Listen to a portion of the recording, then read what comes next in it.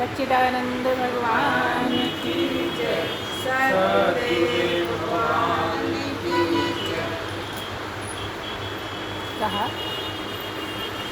कि परमात्मा भगवान का साकार रूप बताइए, या परमात्मा का भी बोल दो कि साकार रूप क्या है और गुरु का निराकार रूप क्या है। हाँ, ठीक है। तो प्रश्न तो ऐसा है जिसमें स्वयं ही आंसर छुपा हुआ है, लेकिन तब भी दिमाग लगाना पड़ेगा आपको। पहले ये देखिए कि परमात्मा क्या है, कैसा है, गुरु क्या है, कैसा है।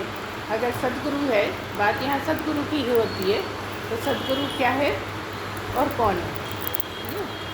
तो जो मनुष्य है, जो सदा ही बोला करते हैं कि जो मनुष्य है, मनुष्य रूपी प्राणी है, या जो मनुष्य शरीर धारण करके आया है, ऐसा जीव अगर परमात्मा को जान लेता है, पहचान लेता है, समझ लेता है, तो वो क्या हो जाता है?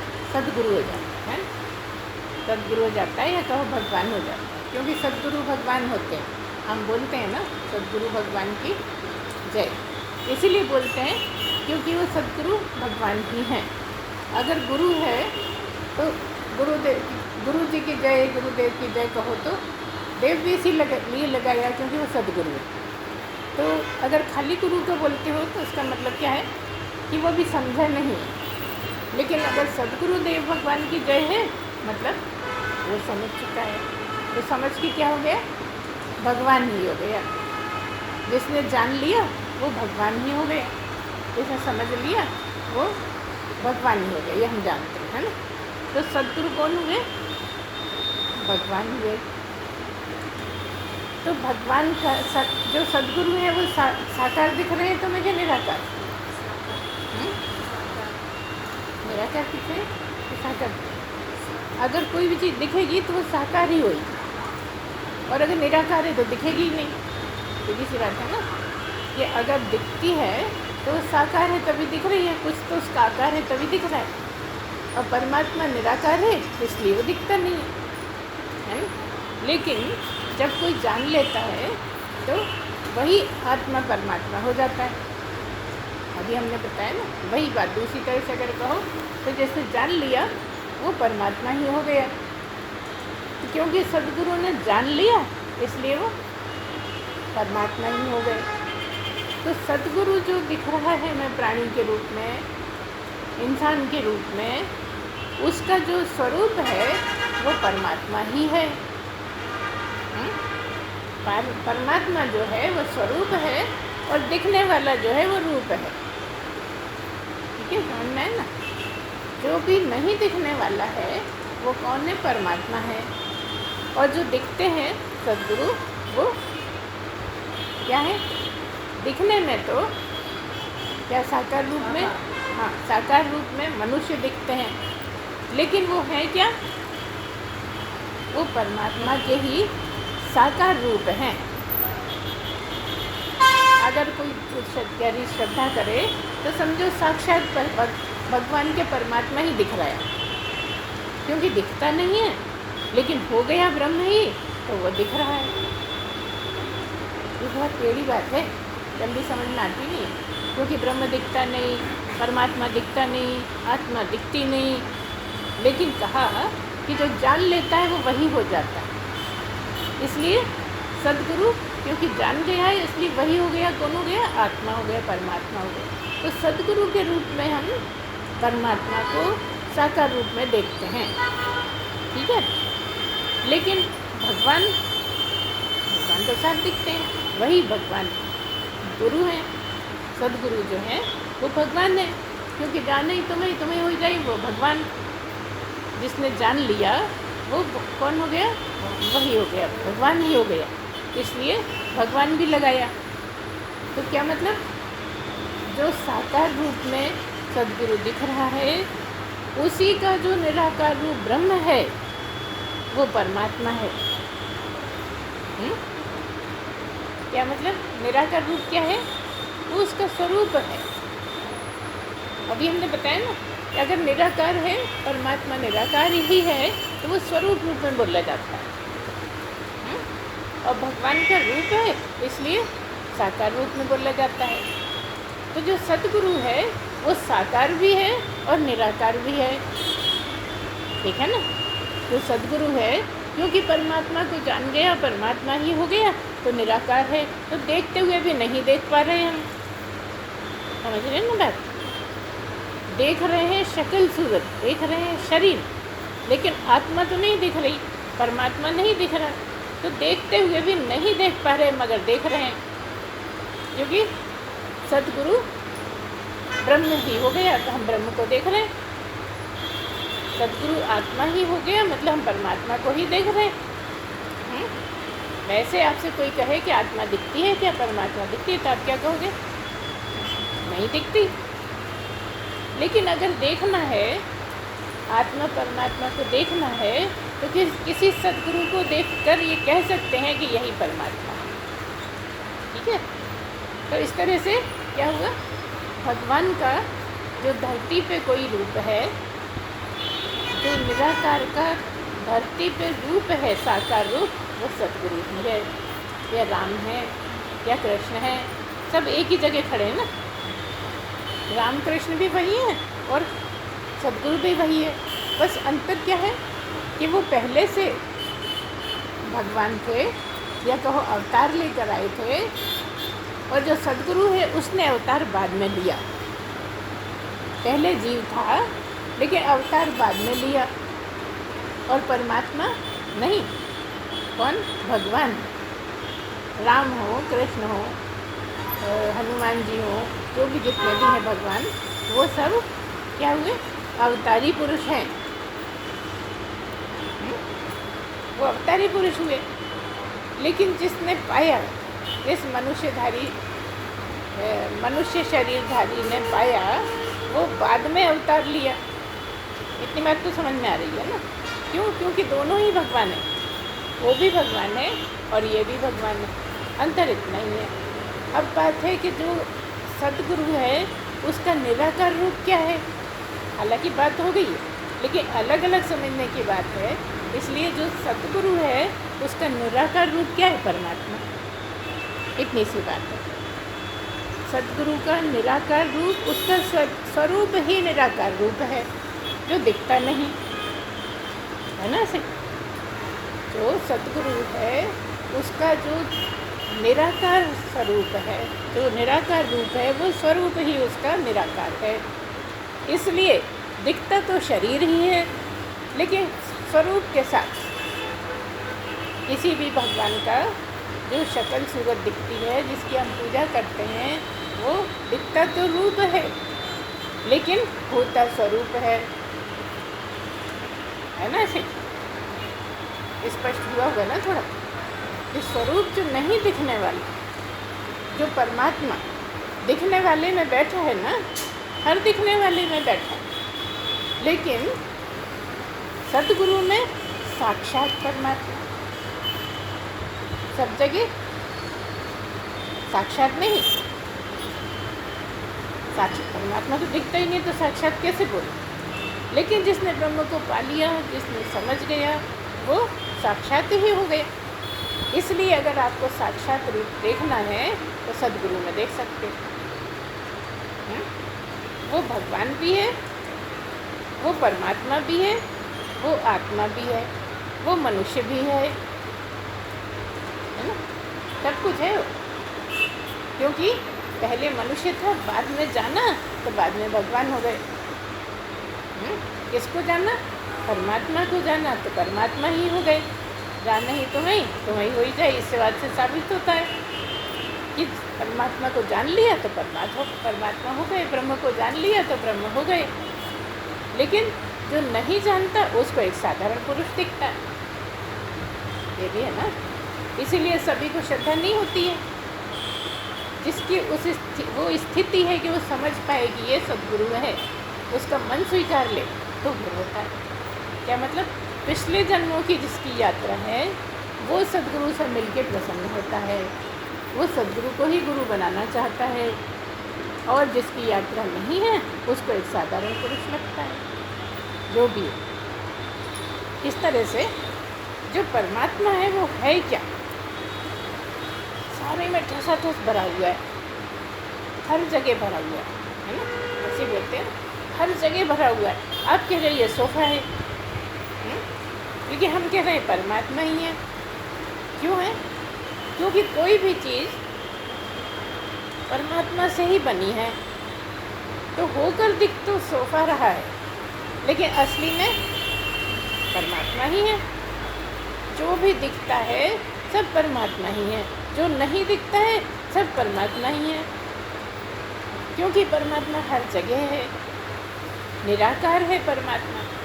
भगवान में और परमात्मा में अंतर यही है कि भगवान दिखते हैं और परमात्मा नहीं दिखता।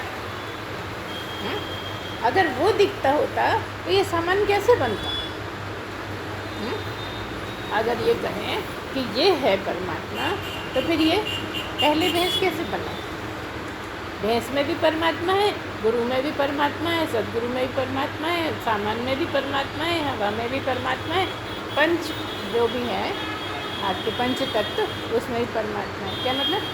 परमात्मा से ही हवा बनी है, परमात्मा से ही अग्नि बनी है, परमात्मा से ही जल बना है और परमात्मा से ही पृथ्वी बनी, लेकिन सिलसिलेवार बनी है।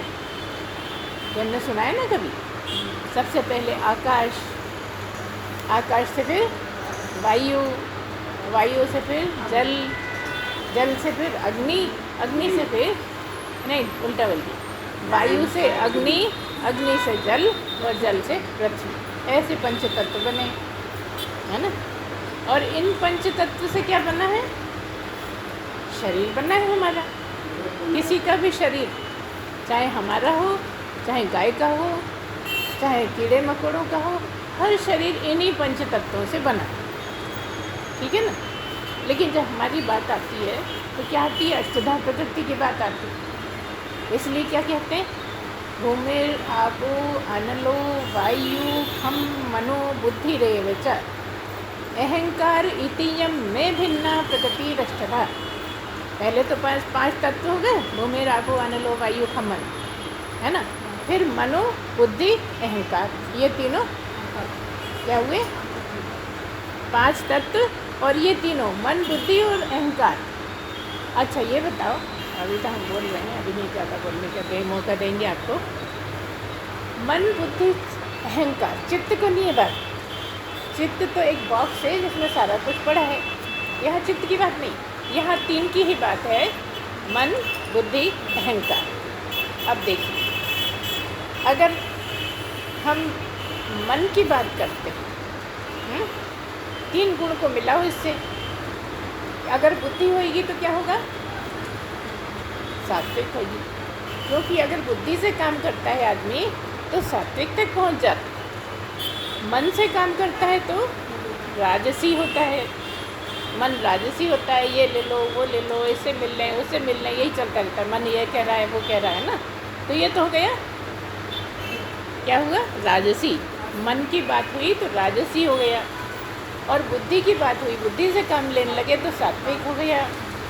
और अगर अहंकार में बैठे हो तो तामसिक। इसलिए तीन गुण कह दो तो भी ठीक है, और मन बुद्धि अहंकार कह दो तो भी ठीक है। लेकिन असली में क्या है कहने में? मनोबुद्धि अहंकार चित्तानि नाम। मन बुद्धि चित्त, यहाँ चित्त की बात क्यों कर दी? क्योंकि जो तीन की बात है ना, वो मैं नहीं हूँ। मन बुद्धि चित्त अहंकार मैं नहीं हूँ। और तीन गुणों की बात हुई तो चित्त को अलग रख दिया, मन बुद्धि अहंकार। अहंकार से तो साफ समझ में आ रहा है, अहंकारी होगा तो सबसे ज़्यादा तामसी होगा। अहंकारी तो आड़े आ रहा है हमारे, जो ज्ञान नहीं होने दे रहा। अहंकार इतना ज़्यादा भरा हुआ है तो ज्ञान होने ही नहीं देता।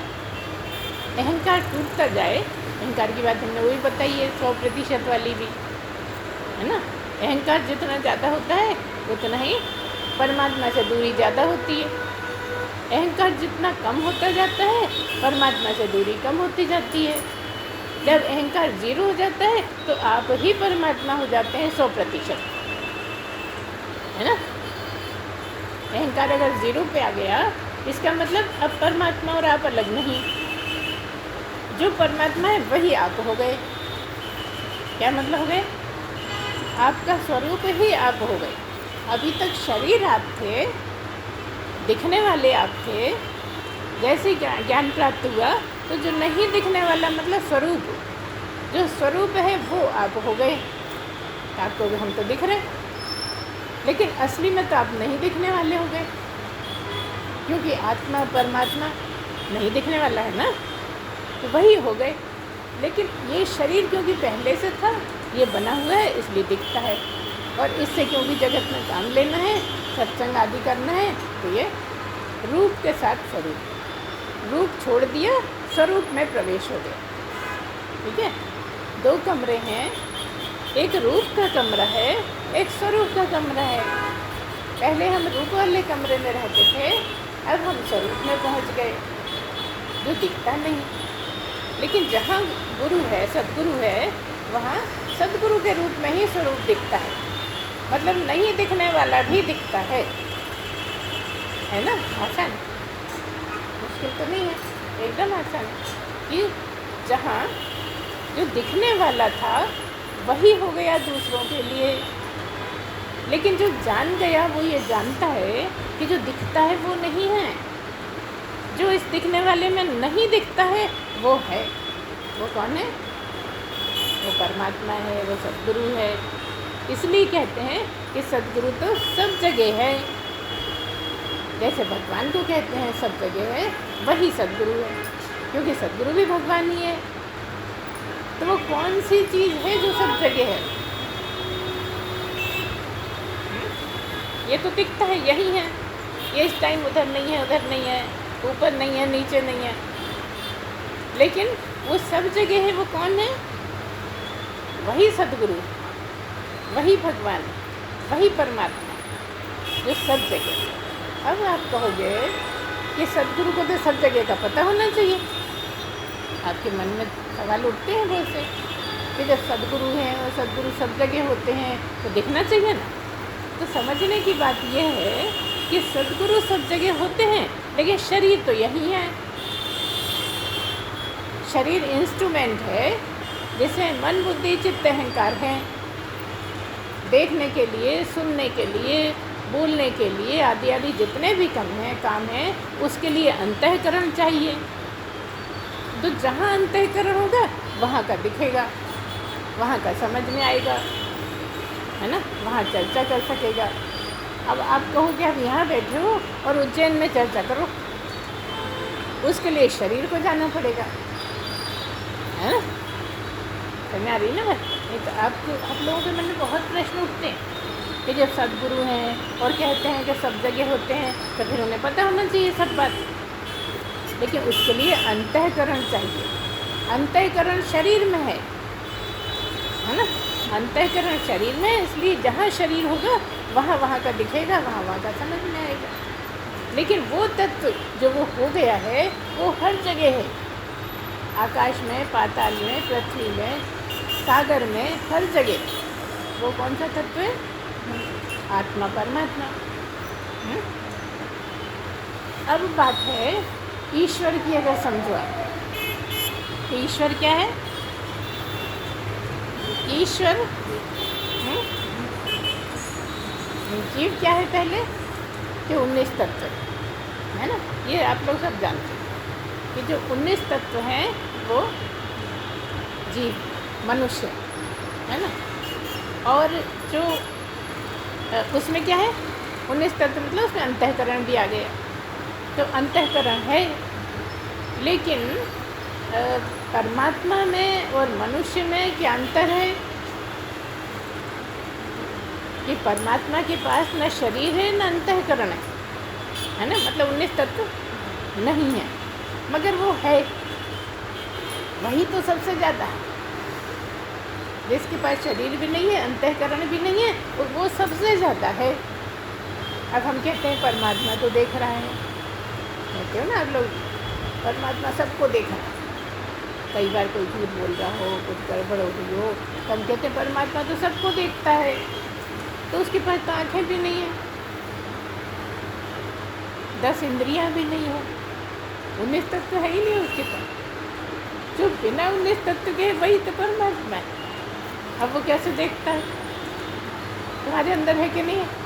तो तुम्हारी आँखों से देखता है, तुम्हारे कानों से सुनता है, तुम्हारी नाक से सूंघता है, तुम्हारी जीभ से चखता है। वो जहाँ है वहीं सब कुछ है उसके पास। उसके पास कुछ नहीं है, उसका झोला खाली, लेकिन जहाँ होता है उसी के कान ले लेता है। मतलब क्या है?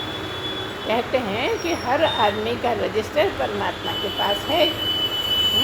तो हर आदमी का रजिस्टर आदमी के ही पास है क्योंकि वो बैठा है, रजिस्टर यही है, वो भी यही है, वो नोट करता रहता है और वो कुछ करता है नहीं। बस अध्यात्म यही टेढ़ी थी जो समझ में आती नहीं है, बहुत घुमावदार रहती है, इसलिए ऐसा लगता है कि गप तो नहीं है कहीं, जबकि जितनी ऊंची चीज़ ये है इतनी कुछ है ही नहीं दुनिया में। एक बार रस आने लगे तो वहाँ तक पहुँचा जा सकता है, और अगर नीरस लगता है तो कुछ नहीं होगा नहीं। ऐसा लगता है बड़े घुमा घुमा के बात करते हैं और कुछ काम की बात है नहीं। कई बार तो ऐसा लगता है नए नए आए लोगों को तो बकवास लगा, कुछ बोल ही नहीं रहे, क्या क्या बोलते रहते हैं, कुछ पल्ले नहीं। हम तो वहाँ जाके सुनेंगे, हम तो वहाँ जाके सुनेंगे, हमें वहाँ का अच्छा लगता है, ऐसा बोलते हैं, है ना? क्यों बोलते हैं? उनकी कोई गलती थोड़ी। अभी उनमें इतनी पवित्रता नहीं है कि वो जान पाएँ ये कौन सी बोली है, ये क्या बोल रहे हैं, ये क्या कह रहे हैं, जबकि तुम लोग समर्थ हो। जितने भी सुनने वाले हैं सबको समझ में आता है कि परमात्मा निराकार है, इसीलिए वो सब जगह होता है। सब जगह तो वही होगा ना जो निराकार होएगा, दिखने वाला कैसा होएगा? अब मान लो कि परमात्मा काले रंग का, थोड़ी देर मान लो कि परमात्मा काले रंग का है। अब परमात्मा जब काले रंग का है और सब जगह तो सब जगह काला ही नहीं हो जाएगा, है?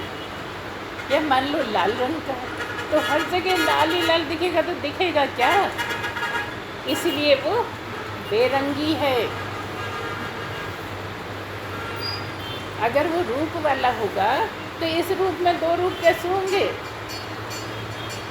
इस रूप का तो वैसे ही रूप है और वो अरूप है इसलिए बैठा है। क्या मतलब? तुम्हारा ही रूप उसका है। अगर प्राप्ति हो गई तो आपका रूप परमात्मा का रूप हो गया, आपका रूप परमात्मा का रूप हो गया, आपका रूप परमात्मा का रूप हो गया, यही रूप उसका। इसलिए जगत में जितने रूप हैं सब परमात्मा के, है ना? तो इसमें जो बैठा है वो नहीं दिखने वाला है, और इसीलिए कहते हैं समा सर्वेषु भूतेषु तिष्ठन्तं परमेश्वरम् अविनश्यन्तं यः पश्यति स पश्यति। क्या कहते हैं? समा सर्वेषु भूतेषु, सारे भूत प्राणियों में समानता से बैठा है। कौन? परमात्मा। हर प्राणी में, तुम में ही नहीं, हम में ही नहीं, कीड़े में, गेहूँ में घुन जो होते हैं उसमें, मच्छर में, और बहुत बारीक जो आँखों से नहीं दिखते उसमें भी। इसलिए यहाँ भले ही दिख नहीं रहे मगर लाखों कीड़े ऐसे होंगे जो हमें आँखों से दिखते नहीं, हर जगह। इसीलिए चेतन, क्योंकि हर जगह है प्राण, है ना? प्राण हर जगह हैं, इसलिए हर जगह प्राण मतलब प्राणी भी हैं, है ना? मुझे डर लगा कई बार कुछ भी नहीं होता, कितना ही डब्बा बंद हो, चीज़ रखी है उसमें सैकड़ों कीड़े हो जाते हैं। आपको वो खुला ही नहीं था, हमने कीड़े आए कहाँ से? क्योंकि हर जगह हैं। आप अगर जीवन को देखो, अगर बारीकी से समझो, आप खुद ही बहुत कुछ समझ जाओ। खुद ही को इतने प्रश्न उठेंगे कि ये तो है क्या, हम इतना कस कस के बंद करके रखते हैं, ये कीड़े आ कहाँ से जाते हैं? ये जो हमारा शरीर है ना, इसमें करोड़ों करोड़ों कीड़े हैं, मगर कैसे? काम वाले कीड़े हैं, जो आपकी रक्षा कर रहे हैं, जो आपका खाना बचा रहे हैं, आपको जीवित बनाए हुए हैं। बीमार कब होते हो? जब बाहर के कीड़े ज़्यादा आ जाते हैं और जो आपको स्वस्थ रखते हैं वो कीड़े मरने लगते हैं, तो बीमार हो जाते हैं। हम मोटी भाषा में कीड़े बोल रहे हैं, है ना? समझने के लिए कीड़े बोले जाएंगे। जो भी जानदार है उसको जान वाले ही कहा जाएगा। तो इस तरह से क्या कहा? सब जगह समानता से है। कौन है? परमात्मा। तमः सर्वेषु भूतेषु तिष्ठन्तं परमेश्वरम्। हर भूत प्राणी में, भूतेषु मतलब हर भूत प्राणी में वो समानता से बैठा हुआ है। अब आगे क्या हुआ? विनश्यत्सु अविनश्यन्तम। वो जो जिसका विनाश होता है, हर एक का जो भी बना है वो विनाशी है। जो भी बन गया है वो बिगड़ेगा ही, निश्चित है। तो जो विनाश होने वाला है, मतलब जो दिखता है, विनाश होने वाली चीज़ दिखती है तभी तो पता लगता है विनाश हो रहा है। चीज़ बिगड़ गई, कौन सी दिखेगी? जो दिखेगी उसी को कहोगे बिगड़ गई। जो दिख ही नहीं रही तो वो तो बिगड़ता ही नहीं है। तो उसमें जो बिगड़ने वाला है, जो जिसका विनाश होता है, उसमें वो जो जिसका विनाश नहीं होता, अविनाशी, वो कौन? परमात्मा, जो इस विनाश होते हुए शरीर में अविनाशी को देख लेता है। अब बताओ, अविनाशी को, निराकार को कोई देख सकता? लेकिन तब भी देख लेता। कहाँ से देख लेता? अगर उसकी कृपा हो जाती है तो यहाँ पर बैठ के देख लेता। जबकि बुद्धि काम आती नहीं, मन काम आता नहीं, कुछ काम ही नहीं आता। क्यों? क्योंकि कह दिया न तत्र चक्षुर्गच्छति न वाग गच्छति न मनो न विद्मो न विजानीमो।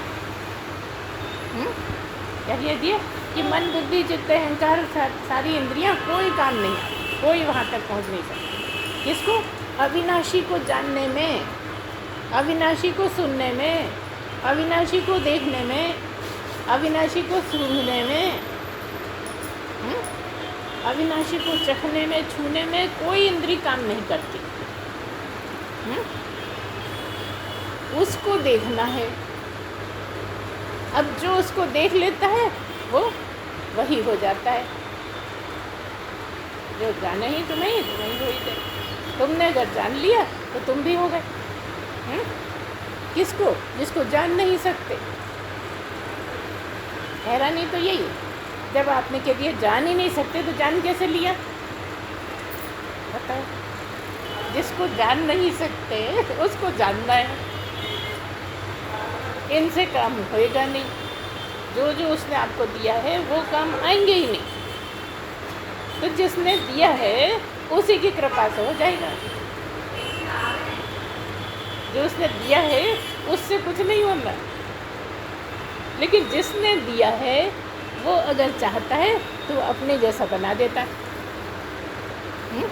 इसलिए कह दिया, क्या कह दिया? समम सर्वेषु भूतेषु तिष्ठन्तं परमेश्वरम् विनश्यत्सु अविनश्यन्तं यः पश्यति सः पश्यति। जो ये देख लेता है इस शरीर नष्ट होते हुए शरीर को में, इस विनाशशील शरीर में जो अविनाशी को देख लेता है, बस वही देखता है। नहीं तो आंखें नहीं, बटन, 2 बटन लगे हैं, आंखें नहीं हैं। अच्छा देखो, ये भी कह रहे हैं कि इनसे देख नहीं सकते, और ये भी कह रहे हैं कि तो बटन है। बटन देखने के लिए है ये बटन। परमात्मा को नहीं देखने जाते। तो जो दिखता नहीं उसको देखने की सारी यहाँ पर कसरत है। अगर हम समझ गए कि वो कौन है, वो कैसे है, ये कौन करता है? कौन करता है? तो मांगने वाले वो करते हैं। कौन करा देता है? कोई सद्गुरु ही करा सकता है। सद्गुरु कराने का क्या मतलब है? जो जान गया है वही जना सकता है। जिसने नहीं जानना है वो कैसे जनाएगा? आपने किसी के पास जाके अपने दोस्त का पता पूछा। अब उसको तो पता ही नहीं है, वो कैसे बताए। अगर बाई चांस ऐसे के पास पहुंच गए जो उस दोस्त को तुम भी जानते हो और वो भी जानता, तो वो पता बता देगा कि यहाँ यहाँ इस गली में इस तरफ को चले जाओ, वहाँ रहता है। अब हमने अगर जाना ही नहीं है तो तुम्हें क्या बताएं, बताओ। क्योंकि जानते हैं इसलिए प्रयत्न करते हैं कि आप भी जान लो। और देखो, ना तो तुम्हारा प्रयत्न कुछ काम में आता और ना हमारा प्रयत्न काम में आता। नहीं आता काम, बता दो। हमारा प्रयत्न कुछ काम में आ रहा है कि नहीं आ रहा? ये फालतू ही लगे। तब भी प्रयत्न काम में तो आता है, समझ में थोड़ा थोड़ा आता है, लेकिन वो पता जब उस घर में पहुंच जाओगे तभी पता लगेगा ना, जिसका पता पूछ के गए थे। सामने वाले लाइन में जो मिला उससे पता पूछा, जब उस जगह पहुंच जाओगे तब मिलेगा वो तो यहाँ से वहाँ तक की यात्रा तो है। वो यात्रा करनी, अगर उस यात्रा को वहाँ तक पहुँच गए तो समझ में आ जाएगा। गुरु तो समझाता रहता है रोज, लेकिन क्यों नहीं समझ में आता कि वो जो दूरी है ना यहाँ से वहाँ तक की, वो अभी नहीं हुई पार। और उसी के लिए षट संपत्ति बताते हैं, है ना। तो एक और आता है, समम पश्यन्नि सर्वत्र समवस्थितमीश्वरम आत्मन्येव आत्मनः तुष्टः। नहीं, कुछ गड़बड़ हो गया, भूल गए। उसका मतलब ये है कि एक और है, समम पश्यन्हि सर्वत्र समवस्थितमीश्वरम, वो सब में समानता से बैठा है। कौन? परमात्मा। समम पश्यन्हि सर्वत्र समवस्थितमीश्वरम, हर जगह बिल्कुल समानता से बैठा है, सब में एक बराबर देखता है, सब में उपस्थित है, सब कुछ है। लेकिन क्या है, करना क्या है? आपको अपना जन्म सफल करना है। जन्म सफल कब होगा? जब आप उसको जान लोगे। नहीं तो क्या होगा कि आप आपको ही नष्ट कर रहे हो। अगर आप नहीं जान रहे या नहीं जानने की इच्छा नहीं कर रहे हो तो क्या मतलब हुआ कि आप अपने आप को ही मार रहे हो। तो जिसने जाना नहीं, समझा नहीं, वो अपने आप को ही, अपनी ही हत्या कर रहा है। अगर जानने का प्रयत्न कर रहा है तो सही है, और अगर जानने का प्रयत्न नहीं कर रहा है तो कभी ना कभी तो मिल ही जाएगा। ये शरीर रहे नहीं रहे उससे कुछ फ़र्क थोड़ी पड़ता है ना। शरीर रहे नहीं रहे उससे फ़र्क क्यों नहीं पड़ता? क्योंकि आप ये जो सुनते हो, इसके सुनने से ही फिर मनुष्य शरीर मिल जाएगा, और जब मनुष्य शरीर मिलेगा तो यात्रा चालू हो जाएगी। पहले से ही चालू थी, मनुष्य शरीर में ही होगी ना। जब भी होगी मनुष्य शरीर में होगी, तो जब मनुष्य शरीर में आओगे तो ये यात्रा आगे बढ़ जाएगी। तो क्या मतलब है कि जो भी इसको जानने का प्रयत्न नहीं करता वो अपने आप को ही, अपने आप की ही हत्या करता है। इसलिए सफल कौन है? जो अपने आप की हत्या नहीं कर रहा, है ना। अपने से ही अपने को मारना कब है? जब परमात्मा की तरफ नहीं मुड़ो, जब परमात्मा को नहीं जान पाओ, जब परमात्मा को नहीं समझो, मतलब प्रयत्न ना करो। अगर आपने प्रयत्न किया है मतलब आप अपने को नहीं मारोगे। आप कुछ भी काम दुनिया में कर रहे हो और एक यही काम नहीं कर रहे, तो फिर जीते जी आप मरे जैसे हो। क्योंकि जिस काम के लिए भेजे गए हो वो काम तो हो ही नहीं रहा। अब बताओ कितने लोग होंगे ऐसे, उंगलियों पे भी गिनने को नहीं आएंगे। अगर अपन ढूंढने भी निकलें तो जितने लोगों को जानते होंगे उतने तो उंगलियों के निशान भी पूरे नहीं होंगे।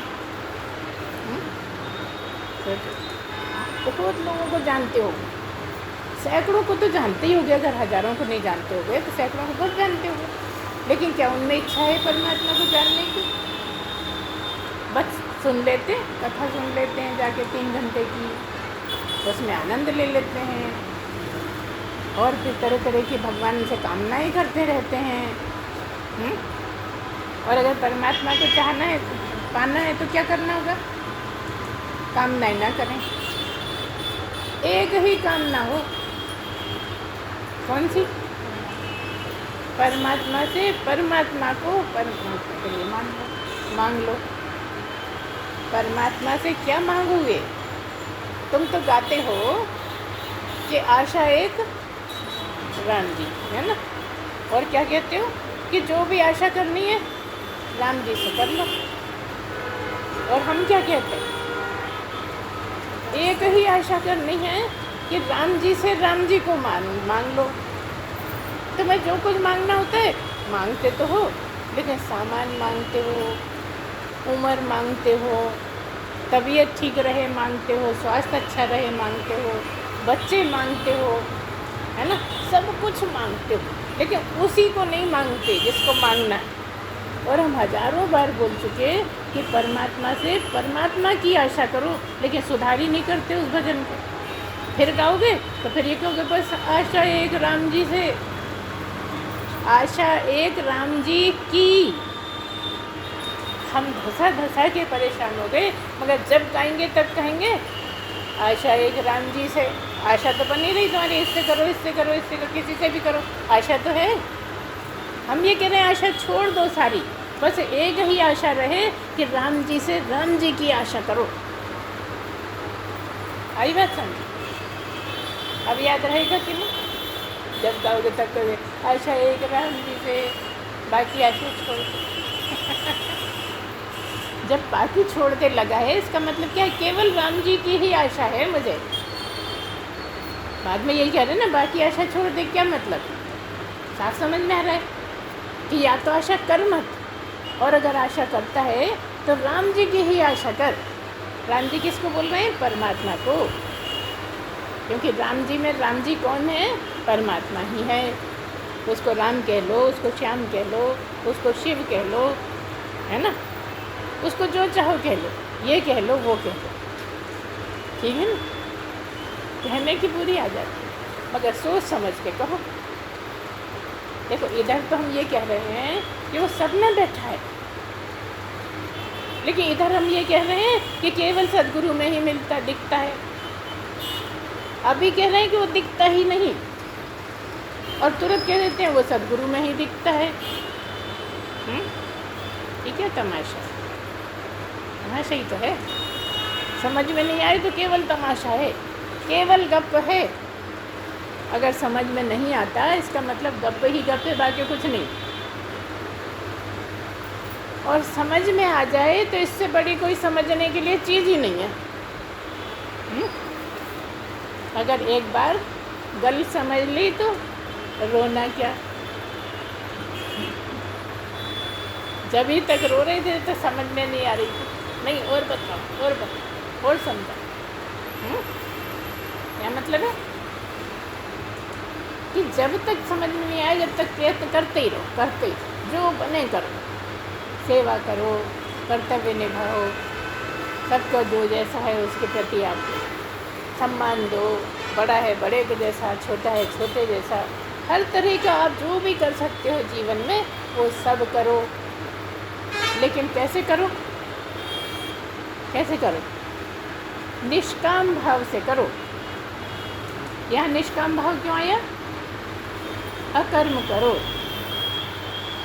अकर्म से तो आगे जाना चाहिए। निष्काम भाव से मतलब बिना कामना के। अगर तुम कामना से करते हो तो वो तुम्हारी कामना मिटाने में काम आ गई, है ना? और अगर निष्काम भाव से करते हो, निस्वार्थ होकर करते हो, तो वो परमात्मा को मिलने के खाते में चली गई। तो खाता ही तो बढ़ाना है। अब तुम्हें खरीदना है 1 करोड़ का मकान और तुम्हारे खाते में 50 लाख भी नहीं है।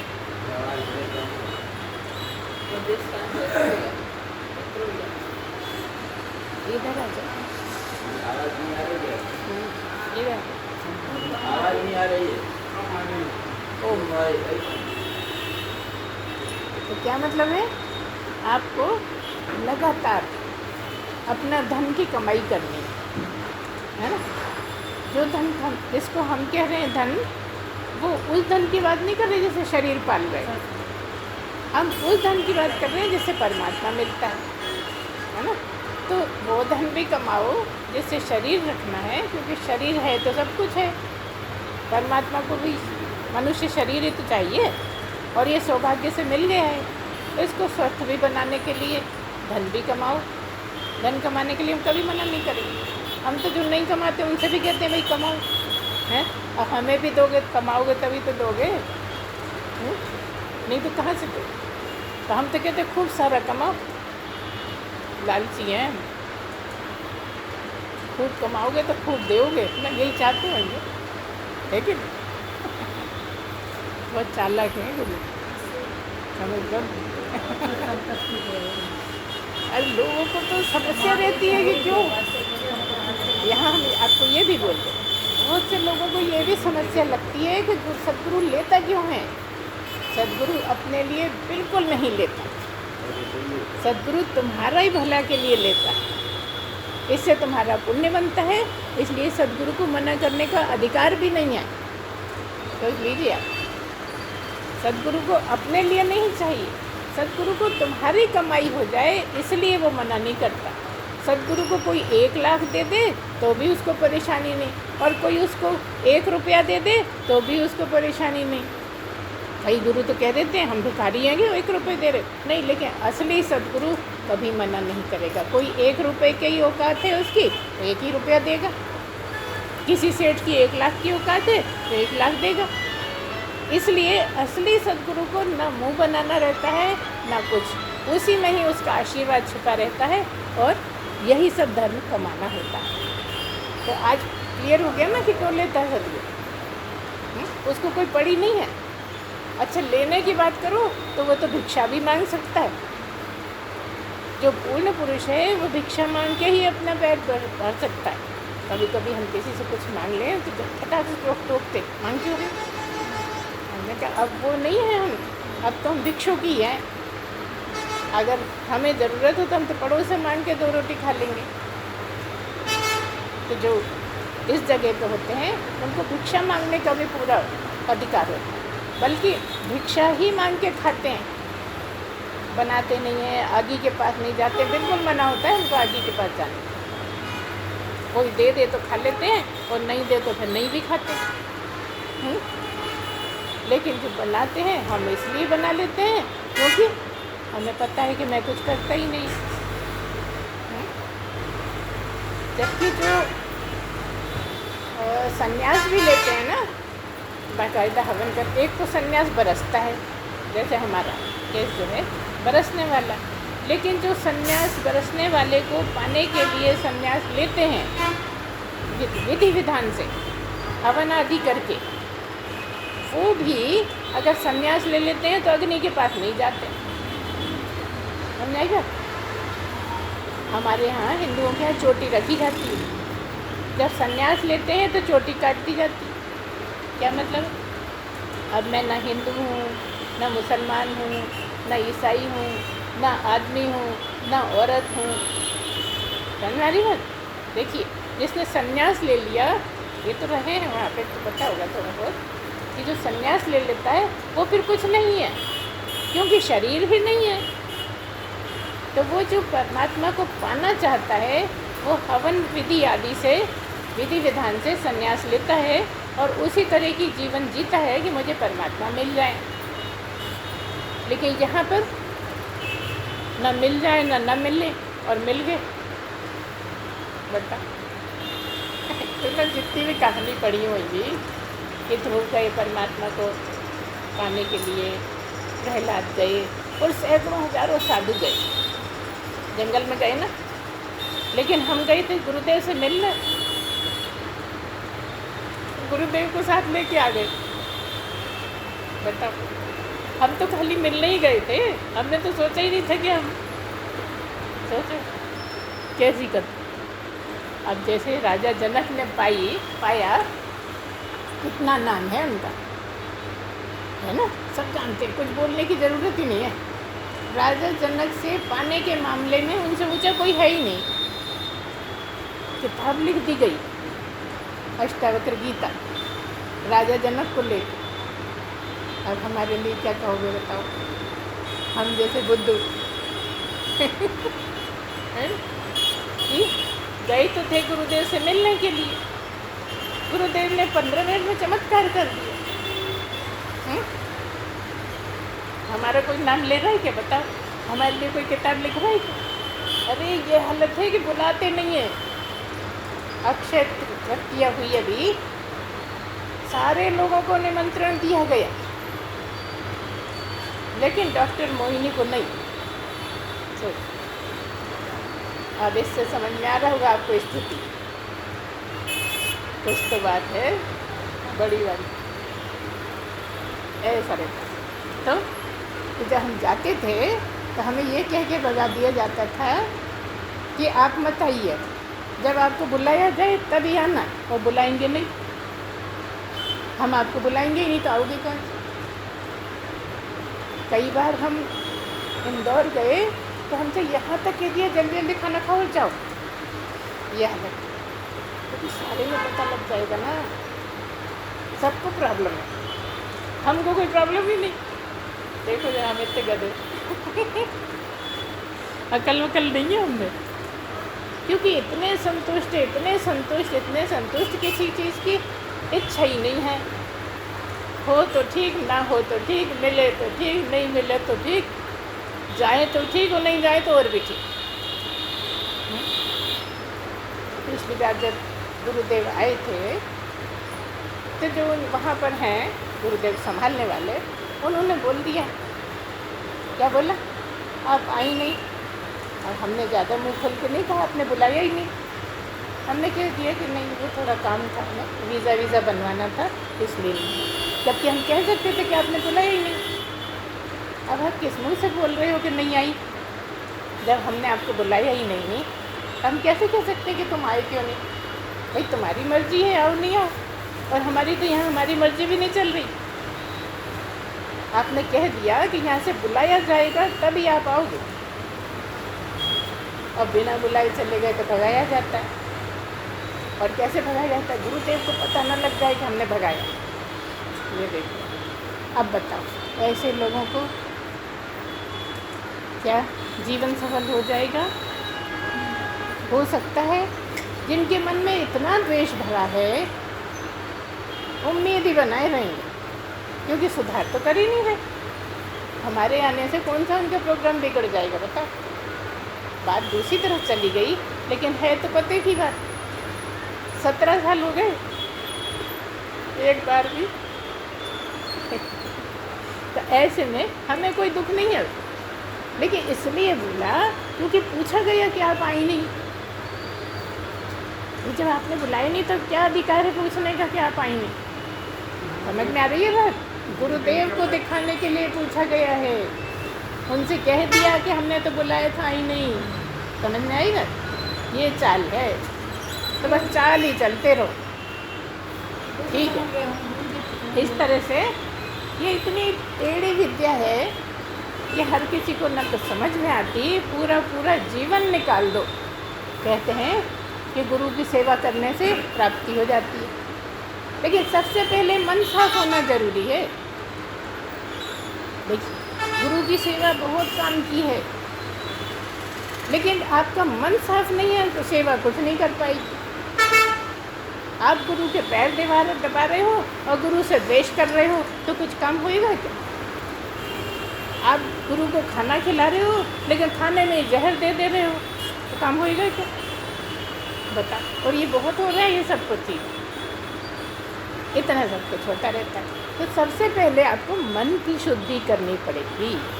इसीलिए कह देते हैं, मन ऐसो निर्मल भयो जैसे गंगा नीर, पाछे पाछे हरि फिरें कहत कबीर कबीर। इतना मन निर्मल हो गया, इतना मन निर्मल हो गया कि निर्मल मन वाला आगे और परमात्मा पीछे पीछे।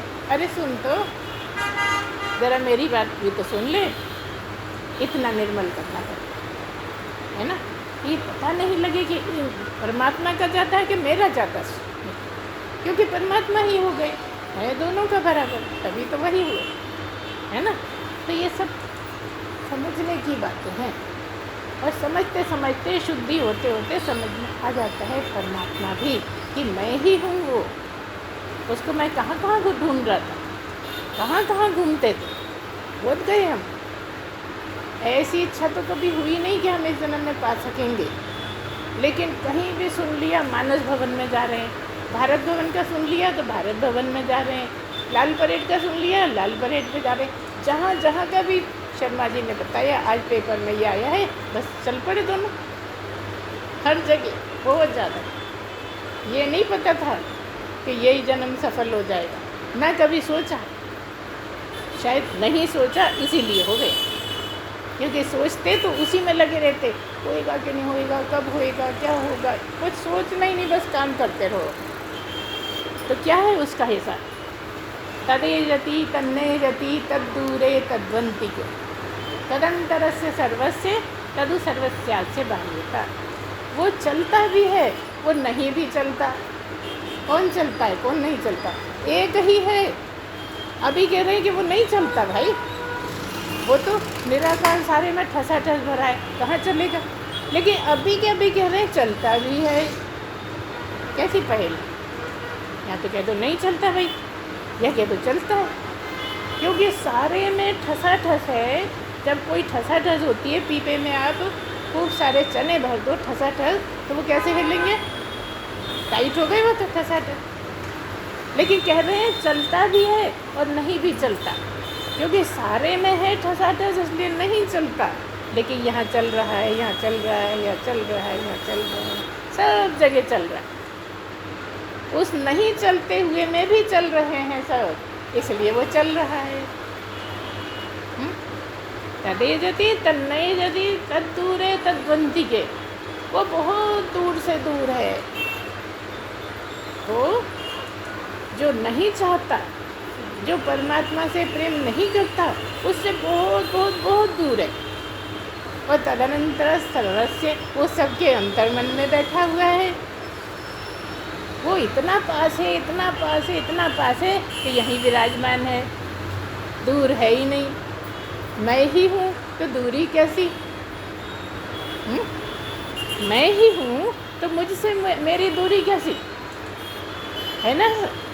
तो वो चलता भी है, नहीं भी चलता है, इतना दूर है कि कभी मिलता ही नहीं। और इतना पास है, इतना पास है कि मैं ही बैठा हूँ उसके रूप में। तदंतर से सर्वस्य तदु सर्वस्यास्य बाह्यता। और फिर कैसा है? अंदर भी ठसाठस और बाहर भी ठसाठस। ऐसा है परमात्मा, है ना? दिखता है, क्योंकि जो भी है सब परमात्मा। ये है तो परमात्मा है, बाहर हवा है तो परमात्मा ही है। तो बाह्यता बाहर भी है, मन में बैठा है, अंगुष्ठ मात्र अंदर भी है। कितना स्पष्ट कि हर जगह है, अंदर भी ठसाठस, बाहर भी ठसाठस, और मैं तो हूँ ही परमात्मा। आप भी सोच सकते हो कि मैं तो हूँ ही परमात्मा, कहाँ जाऊँ ढूंढने? ऐसे परमात्मा को ढूंढना बहुत कठिन, और ऐसे परमात्मा को ढूंढना बहुत आसान। पागल हो गई हैं, पता नहीं इनको क्या बोल रही हैं, कुछ गड़बड़ है भैया। तो ये तो बहुत मुश्किल है, या ये तो बिल्कुल आसान है, ये कौन सी बात है? यही तो बात है, इसी को ही तो अध्यात्म बोलते हैं।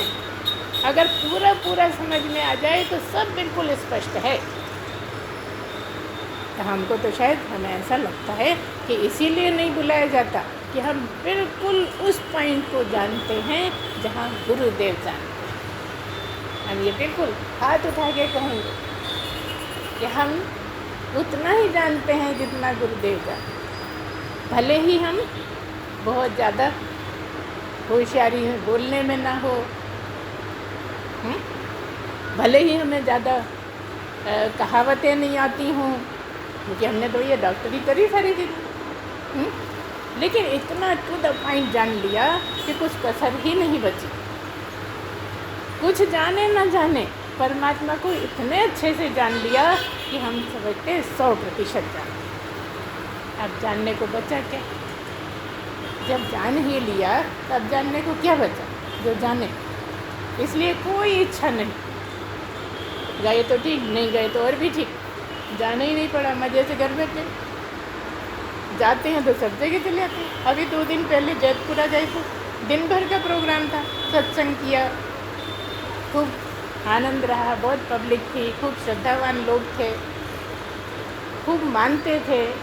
ऐसे लोग तो जहाँ जहाँ जिस जिस की भाग्य में होता है वहीं ज्ञानी पुरुष पहुँच पाता है, और जहाँ भाग्य में नहीं होता वहाँ सब गाली दे के अपना रास्ता बिगाड़ते रहते हैं और कुछ करते नहीं। इतना इसलिए हम कहते हैं बहुत दूर भी है और वो पास भी है। पास इतना कि वही है जो दिख रहा है, सद्गुरु के रूप में जो दिखता है वही परमात्मा है। जो प्रश्न था शुरू कि अगर परमात्मा को कहीं देखना है तो कहाँ देखोगे? जो नहीं दिखता उसको कहाँ देखोगे? किसी सद्गुरु के रूप में उसका स्वरूप दिखता है। ऐसा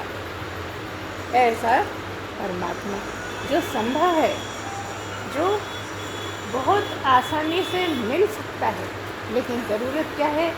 श्रद्धावान लभते ज्ञानम। क्या है? श्रद्धा की बड़ी आवश्यकता है। श्रद्धावान को ही ज्ञान प्राप्त होता है। क्या है? श्रद्धावान लभते ज्ञानम। ज्ञानम लब्ध्वा, ज्ञान प्राप्त होने के बाद क्या होता है? वही हो जाता है। पहले क्या है? श्रद्धा होगी तो ज्ञान होगा, और फिर ज्ञान होगा तो परमात्मा ही हो जाता है। ऐसी बातें हैं। समझ पाओ तो बहुत आसान, और न समझ पाओ तो बहुत कठिन। अब आप देख लो, आपको सरल लगता है कि कठिन लगता है? सरल तो लगता हो तभी दौड़ दौड़ के आते हैं, नहीं तो कल से आना ही बंद कर देते। कब से सुने जा रहे हैं, अच्छा लगता है इसीलिए आते हो, इतनी श्रद्धा भी करते हो, श्रद्धा की कोई कमी नहीं है। तो भाग्यवान हो जो समझ पाते हो कि यही जगह है, बस यही उपलब्धि हो सकती है। इसलिए बहुत अच्छा है, बहुत भाग्यशाली हो आप लोग जो हम बोलते हैं वो आप समझ पाते हो। जो बोलते हैं वो सब समझते हो, लेकिन जो समझना चाहते हो उसके लिए भी पात्रता और बनानी है। तो लगे रहिए। रहने का तरीका हम हर कभी बताते रहते हैं, है ना? यहाँ पर करना कुछ मना नहीं, सब कुछ करते रहिए। पैसा भी कमाइए, पैसा भी खर्च कर लीजिए, हलवा पूड़ी भी खा लीजिए, खूब बागों में घूम लीजिए, शेरवानी या 10,000 की साड़ी भी पहन लीजिए, कोई मना नहीं। और तब भी वो इसलिए मिल सकता है कि वो हर जगह है, हर चीज़ में है, उसकी कहीं कमी नहीं है। ऐसा है तो फिर तुम में क्यों नहीं? बस ऐसे ही मिल जाए, है ना? तो लगे रहिए, बहुत अच्छा है। टाइम भी हो रहा है। आज इतना ही, हम वाणी को विराम देते हैं। बोलिए सच्चिदानंद भगवान की जय, सद्गुरुदेव भगवान की जय। पूर्णमदः पूर्णमिदं पूर्णात् पूर्णमुदच्यते पूर्णस्य पूर्णमादाय पूर्णमेवावशिष्यते। ओम शांति शांति शांति। सच्चिदानंद भगवान की जय। सद्गुरुदेव